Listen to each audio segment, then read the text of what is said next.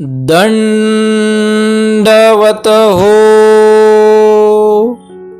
श्री परेशाय नमः. लीळाचरित्र पूर्वार्ध. लीळा क्रमांक 39. धानुबाईकडून पूजा करवून भांडारेकरांचे मनोरथ पूर्ण. एकदा उत्तरार्धामध्ये सर्वज्ञांनी भटोबासांना पूर्वार्धातील एक गोष्ट सांगितली. सर्वज्ञ म्हणाले, आमच्याजवळ निळोभट्ट भांडारेकर नावाचे एक शिष्य होते. त्यांना आम्ही जो क्रियाविधी सांगितला तो आम्हीच पूर्ण करवून घेतला. एकदा अचलपूरला भैरवाच्या देवळात काही दिवस आम्ही वास्तव्यास होतो. तेव्हा एके दिवशी भांडारेकरांना निर्वाणेश्वराच्या देवळात आम्ही पाठविले व सांगितले की कोणी कुठे नेतील तर जावे. मग भांडारेकर सांगितल्याप्रमाणे निर्वाणेश्वराच्या देवळाच्या पाठीमागे जाऊन बसले. त्यावेळी पांचवळीची राणी धानुबाईला निर्वाणेश्वराची भक्ती होती. ती देवळात देवतेचे दर्शन घेऊन प्रदक्षिणा करू लागली. तेव्हा तिने भांडारेकरांना तेथे बसलेले बघितले. तिने त्यांना नमस्कार केला व आपल्या राजवाड्यात घेऊन गेली. ती भांडारेकरांची पूजा करू लागली. तेव्हा भांडारेकर तिला म्हणाले, हे तुम्ही काय करता? तिने यावर म्हटले, तुमची पूजा करायची आहे. त्यांनी म्हटले, जर पूजाच करायची आहे तर आमच्या सर्वज्ञांची करा. यावर ती म्हणाली, तुमचे पण कोणी सर्वज्ञ आहेत का? भांडारेकर म्हटले, हो आहेत. मग तिने सांगितले की पालखी पाठवून त्यांना बोलवून घेते. मग भांडारेकर म्हणाले, नको, आम्हीच जाऊन त्यांना बोलवून आणतो. मग भांडारेकर आमच्या जवळ आले. सर्व वृत्तांत त्यांनी आम्हाला सांगितला व विनंती केली. जी तरी तेथे चालावेजी. भांडारेकरांच्या विनंतीला मान देऊन आम्ही राजवाड्यात गेलो. तेव्हा राणीने आम्हाला बघितले आणि भांडारेकरांसाठी जी रत्नखचित पूजाद्रव्ये आणली होती त्यापेक्षाही उच्च प्रतीची पूजाद्रव्ये आणून आमची तिने पूजा केली. तेव्हा आम्ही तिला म्हणालो, तुम्ही यांच्या हाती द्या, हे भांडारेकर आमची पूजा करतील. हे सर्व यांच्या निमित्ताचे की. मग ती भांडारेकरांच्या हातात एक एक पूजाद्रव्य द्यायची व भांडारेकर आमची पूजा करीत. नंतर भांडारेकरांची पूजा करण्यासाठी जी द्रव्ये आणली होती त्या द्रव्यानेही भांडारेकरांनी पुन्हा आमचीच पूजा केली. मग ते सर्व अलंकार काढून आम्ही तेथून निघालो. नंतर आम्ही भांडारेकरांना म्हटले, भटो, आम्ही तुमची क्रिया चरितार्थ करविली हो. हे ऐकून लीळा ऐकत असलेले माहीमभट्ट म्हणाले, जी माझ्याजवळ पण द्रव्य आहेत.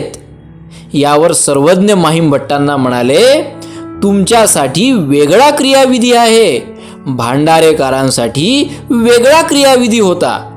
त्यांनी आमच्या जवळ राहून आमचे सेवादास्य करून योग्यता जोडली होती. तुम्हाला अजून तशी योग्यता जोडायची बाकी आहे. दंडवत प्रणाम. लीळाचरित्र पूर्वार्ध. लीळा क्रमांक 40. नांदेडला भावतीर्थी व नृसिंह मंदिरात वास्तव्य. भांडारेकरांस शिक्षापण. सर्वज्ञांचा मुक्काम नांदेडला असताना एकदा भांडारेकर भिक्षेसाठी गावात गेले. तेव्हा तेथील एका शाळेत मुले शिकत होती. भांडारेकर ज्यावेळी त्या शाळेजवळील रस्त्याने जाऊ लागले त्यावेळी सर्वज्ञांच्या सन्निधानामुळे भांडारेकरांना बांधलेल्या सामर्थ्यामुळे भांडारेकरांना ती शाळा क्षणात पडत असल्याचे जाणवले. ती शाळा पडताना बघून भांडारेकर मुलांना म्हणाले, अरे मुलांनो, बाहेर पळा रे पळा, शाळा पडत आहे. आणि क्षणात ती सर्व मुले बाहेर पळाली. लगेच पूर्ण शाळा खाली कोसळली. ते बघून लोकांना आश्चर्य वाटले. मग भांडारेकर गावामध्ये ज्या घरी भिक्षेला जात त्या घरी त्यांना बसायला पाट टाकत. चांगल्या उत्तम पदार्थांची भिक्षा वाढत, गंध लावीत, माळा अर्पण करीत, पानाचा विडा देत, अशा वेशात भांडारेकार भिक्षा करून स्वामींजवळ आले. तेव्हा सर्वज्ञांनी बघितले आणि डोळ्याच्या इशाऱ्याने विचारले. त्यावेळी भांडारेकारांनी घडलेला सर्व वृत्तांत कथन केला. यावर सर्वज्ञ भांडारेकारांना म्हणाले, हांगा ऐसे ही करिता लोकू न भजो ऐसे न कीजे की. त्यावेळी भांडारेकारांनी सर्वज्ञांना विनंती केली, जी तरी आजपासून मला असे दृश्य दिसू नये जी. सर्वज्ञांनी यावर सांगितले, यापुढे जर असे तुम्ही केले नाही तर दिसणार नाही. दंडवत प्रणाम. लीळाचरित्र पूर्वार्ध. लीळा क्रमांक 41. भांडारेकारांचे देहावसान. एकदा भांडारेकारांना हगवणीचा उपद्रव झाल्याने त्यांच्या शरीरामध्ये अशक्तपणा निर्माण झाला होता.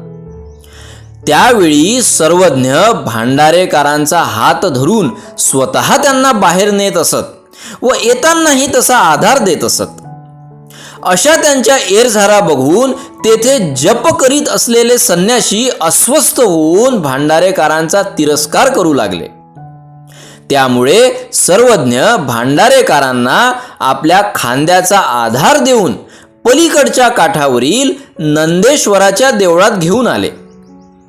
सर्वज्ञांचा तेथे मुक्काम असतानाच भांडारेकारांचा अंतकाळ जवळ आला.